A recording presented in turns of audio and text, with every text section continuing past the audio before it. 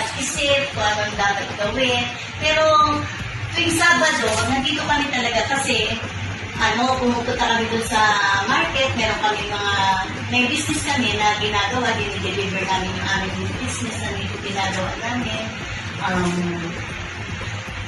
Ganyan kami mga matatanda kasi mahirap magpirmi sa bahay, lalong maraming nararamdaman sakit-sakit, kaya ginagawa namin, nagtatrabaho kami, kahit ganito, matanda na. Pero hindi naman kami nagpapaka-stress o nagpapakahirap o mabigat na trabaho. Parang exercise na lang ba natin yun.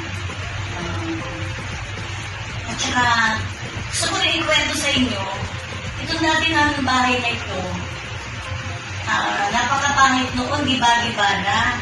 Pero sa pagtutulungan ng pamilya, sa tulong ng mga anak ko, pagtutulungan namin mag-asawa, napaayos at napaganda.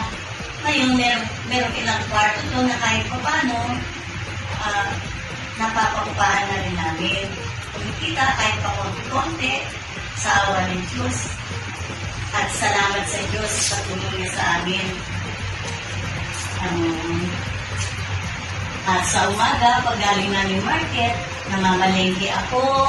Pagtapos namin mamalengke, uwi na kami, pupunta kami sa kabilang bahay, sa Victoria Nights. Yung bahay ng anak ko, kasi doon kami natutulog.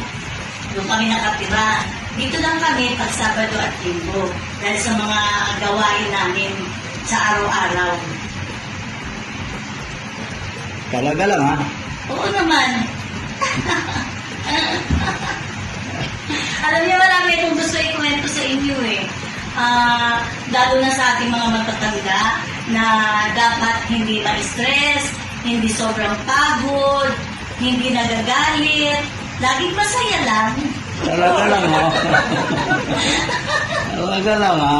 Oo naman. Kaya itong vlog namin na to, lagi niyong panoorin. At marami kayong mapupulutan ng aral. Kasi ikikwento ko talaga ng buo ang aming talambuhay.